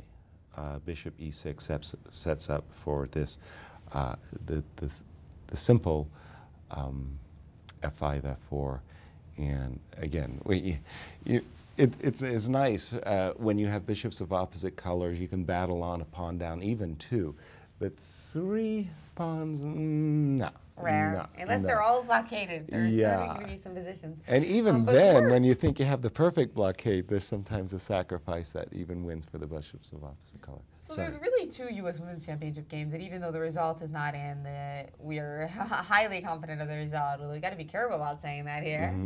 Also, Ashritha just a clear piece up against Irina Zenyuk. And they're still going? They're also still going. Yes, it's a Wow. rook and knight versus rook, but 2 pawns on the board. And Let me just try to bring that up because I thought that that was pretty hopeless. Yeah, you're right. They're still battling on. And Maurice has that Ashritha? game up on the board. What do you think about this? Why is Zenyuk battling on? Because the kid's a kid. I mean, there's no reason for her to be playing this position anymore. But I'd like to make an observation about the Women's Championship in general, and this has been the case for years now. If you look at the top 3 players in the championships, that is Irina KRUSH, Anna Zatonsky, and Tatev Abrahamian, they are far and away the best players in the United States in the women's field. So you find that even in bad positions, they feel like they're going to win. Even in drawn positions, they feel like they're going to win. If it's a really, really bad position, well, then maybe I'll make a draw. Because you're talking about, in many cases, 100, 200, sometimes even 300-point differences in the rating. We have one grandmaster in Irina KRUSH, and we have a near grandmaster in Anna Zatonsky. She's an international master, and so is Tatev Abrahamian, who has gotten her norms already, I think, just waiting for the rating to confirm that. So that's why you're seeing these games. We have 3 games. Anna going to win her game that probably should have been a draw after she had slipped up a little bit. Irina fighting like an animal. She should have died. She should have just lost against Foyser. There's no reason this position is on the board. And I can guarantee you what she's thinking now, I'm going to somehow win this game. That's what's on her mind, not drawing anymore. And in the other game, Tatev Abrahamian, that looks busted. She's down 2 pawns. She's probably thinking, just keep fighting, just stay in the game, make it hard. Because the players they're playing against are really good players, but just not at their class. And that's why you see them at the top of the leaderboard right now, and that continues to be the case in the women's championships, it seems, year after year. Hopefully a youngster like Ashrita Iswaran will be the breakout kid who, in a couple of years, begins to challenge this hegemony at the top. Guys? Thank you, Maurice. That's Well right. said. I agree. I think that is going to happen, and maybe sooner rather than later that we're going to see more names vying for the top of the women's championship in the next few years. Yeah. Now, do you agree with Maurice that Irina is now trying to win this game? Now, note that what's interesting about this game is that there's still a lot of play. There's still a lot of major, the queens are still on the board, and yet we're on the second time control, and Irina only has 11 minutes, and Sabina has 17. So we might see time pressure soon again with queens still on the board. Well, yes, sure. I mean, what can I say? Sabine could blow it. I mean, obviously she's still better, so the idea that Irina is playing for the win is really way ahead of what the actual game position is. Of course, if your opponent was winning, and as Maurice says, hasn't won it yet, well, you remain optimistic about your chances. But for sure, Sabine should not lose this game. It would take bad play on her part to allow that result. Well, what Irina just played after f4, I can't remember what you were looking at, but Irina played bishop to b3. Okay. What do you make of that move? What is she trying to do with that move, obviously, besides capture the rook on d1? Capture the rook on d1. Suppose after just the rook to c1, trying to get that rook into the game. We've been trying to do that for a while. White is still better, and white has been better for many, many moves, just thanks to the fact that this pawn on d6 is actually going nowhere. And it's a little easier for us to get at your king. I mean, even after the weakening move f4, our king is still safer than yours. Yeah, I mean, it's crazy that earlier in the game, white hadn't played either h4, which I thought was very good at one specific moment, or h3. So again, this is a situation where Foyser's for choice, but we've seen such a blunder-filled round. I just... you can't make any predictions here. Well, rook c1 was played. Right. And I think we have another... Oh. I think we might have another pair of moves on the board, too. After rook c1? I'm not sure. Do you want to check? Sure. Oh, no, maybe Irina's... Thinking. Yeah. I got confused because it was on the board and then it was on that board. And yeah, rook c1 and... I'm just going through the... It's okay. I'm just going to see if... Yeah, got a camp and now Irina, that was her idea, I think, with bishop to b3. So now she's retreated with her rook to f8 to guard against the rook c8 check threats. Okay. Finally getting her rook kind of into that defensive position earlier, kind of out there in the middle of the board. Yeah, but I'm just thinking that Irina, by putting her bishop on b3, it's made her bishop actually, in some ways, a kind of an attractive target. Right, just so like for loose example, pieces drop off, right? Yeah, so for example, a bad move like h3, just to show one thing that could potentially go wrong for black, is after rook c3. If white could get in moves like rook to g3, rook c3, sacrificing a pawn, I mean, like this, Irina could regret playing for a win from a worse position. But who knows? It's just been a day. It's been a day of horrors here at the U.S. Championship. Really bad. But that's fun for those of us watching, right?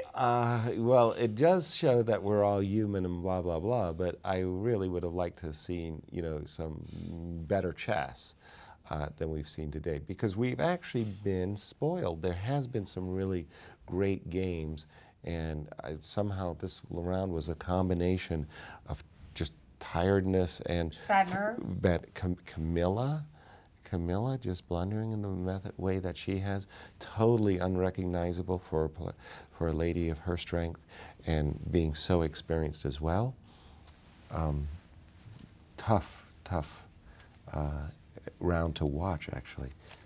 Tough and fun at the same time, right? It depends on whether you won or not. If you won, it was fun. If you didn't, it was terrible. All right. So yeah, we've got Anna Zatonsky really in her point. I mean, that's got to be over soon. We mentioned Zhenuk also should be resigning soon. She's been playing on the increment, which is probably one of the reasons why she keeps battling. Okay. Gata Kamsky and Erditsky still not a draw. So. In a totally drawn position, though. By the way, then, it's 2-2-2. Yeah. And then, of course, we've got Graev Ramirez. Another horror-filled accounting going on there. Timur still looking at ways of blowing his position, but Maurice, you have something to share. Please do. This has been juicy. Oh, really juicy. But it looks as though Ramirez didn't play the most accurate move here that would have given him a serious advantage. Here we noted this Queen C7 move, very paradoxical, certainly a computer move. Knight to A6, he could have tried to really test how this queen was going to stay close to this knight. Any move that he could make would seem to cause problems. For example, Queen C8, just attack the knight. Where is it supposed to go? It looks like it's just hanging. Not any easy moves like trying to get out of it with knight to B6, because that would